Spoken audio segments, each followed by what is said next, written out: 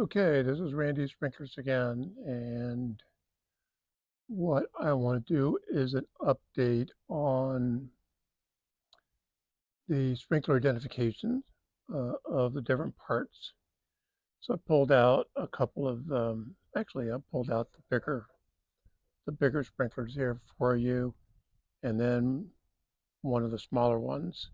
Um, get that out of the way. So basically, I have, I'm not sure what the symbol is, but I think this may be a Western brass sprinkler.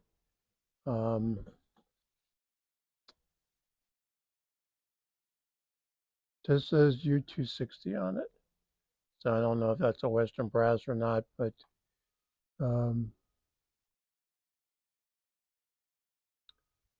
it's one that I picked up, used. It's a little bit beat up, but it'll serve its purpose here. This is actually a brand new Rainbird 35A. Both of these have the spoon arm, and this has the newer style reverse mechanism. And then I have a, this is a plastic one. I have not tried any of these out yet, so don't know what they're gonna be like. But this is a plastic sprinkler with no name on it. Just the cheap Chinese production. So what I wanted to do is identify the different parts. So I did a video identifying the different parts, but I've come to find out I need to update some of my terminology.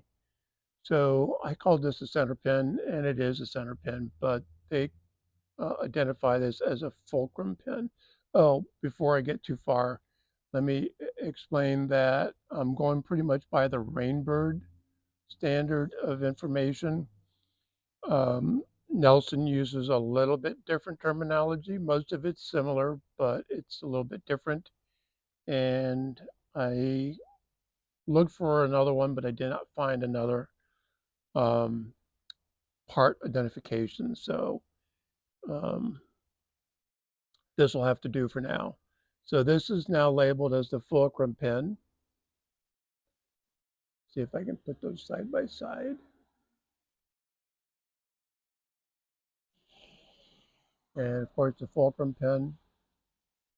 And of course you have the arm spring.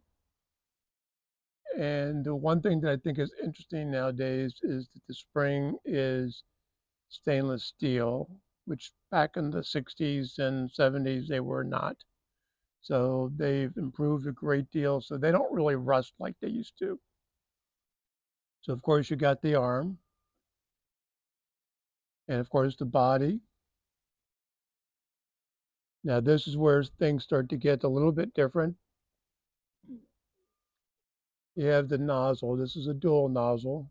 This one is a dual nozzle, and these are removable on all of these. This one is a little bit different because this has a nozzle with a diffuser attached. They also have a nozzle with a deflector attached. So you can get it either way. So then you have the trip mechanism, and it is still identified as a trip mechanism.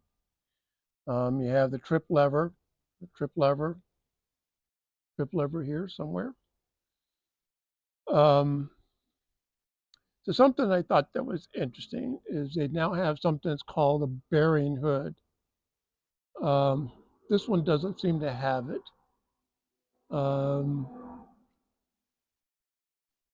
see. This one doesn't seem to have it. This one, so kind of hard to see, but this piece right here, and pretty common on a lot of sprinklers, the spring is pushing this up. So it's very hard to push this down, which, anyway, you get the general idea. This is what they call a bearing hood. Bearing hood. And it's evidently common now on many of the sprinklers. The way they designed this, they kind of incorporate it into the design here on these, and maybe they didn't feel like it was needed. So then the next thing is what they call an upthrust spring or bearing spring. So the spring that pushes the bearing down against the bottom of the bearing nipple, which I'll get to that. This one has a spring, and this one has a spring too. It's kind of hard to see because this stop is in the way. But it has a bearing spring as well. So it can be labeled as an upthrust spring or a bearing spring. Now we get into the washers, and each of the sprinklers do it a little bit differently. This being a newer one, uses a black washer here. This one uses a black washer, and this one uses this one actually uses a blue washer and a metal washer on the top side. Very interesting, the way they do that. So that's in the bearing spring area. That's just to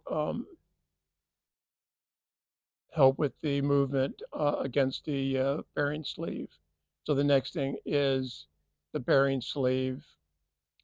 And of course, I call these things that they reference as friction collars.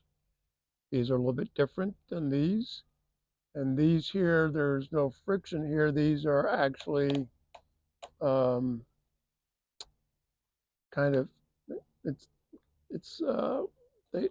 they're would be considered indents, I guess.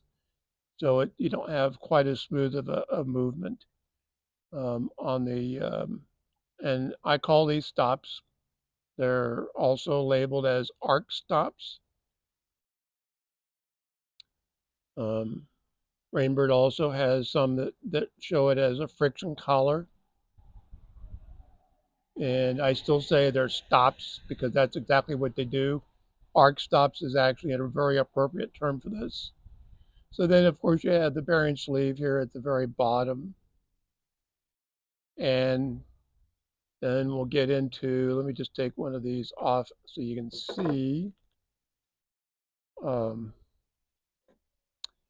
then you have the bearing sleeve and the bearing nipple, which is the bottom piece here that actually threads all the way up into the body. And then you have these washers. This one has 3 washers on it. Some of them, let's see if this one does. So this one, being an older one, only has the 1 washer, which is the fiber style washer that was used many years ago. Not being used these days because now with the newer style washers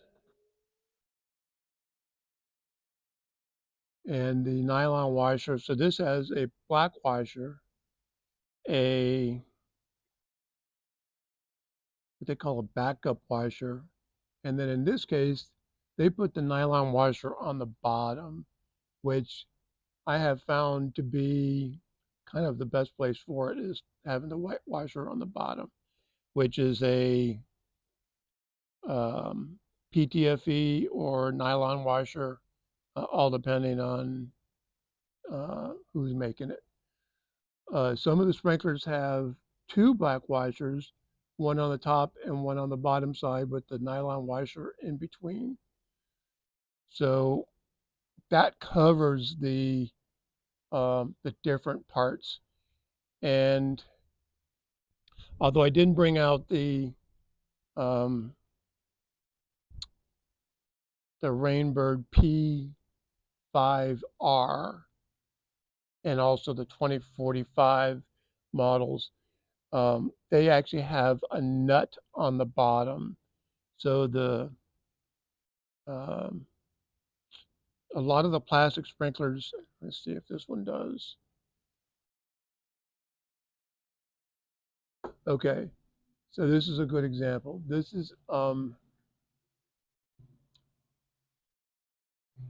very nipple is actually attached to the body as part of the body. It doesn't unscrew.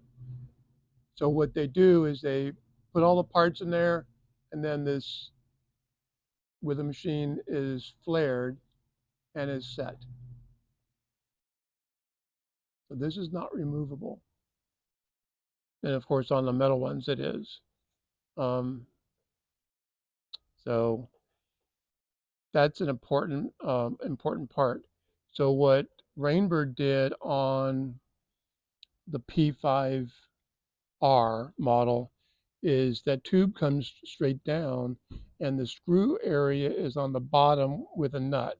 So basically you can take that nut off and take the pieces off. On an inexpensive sprinkler like that, they didn't design this that way. So with that being said, that is it for the identification. And I hope you will press the like button, subscribe, and if you have any comments, they're very much welcome. I'll definitely respond to them. And we'll see you the next time on Randy's Sprinklers.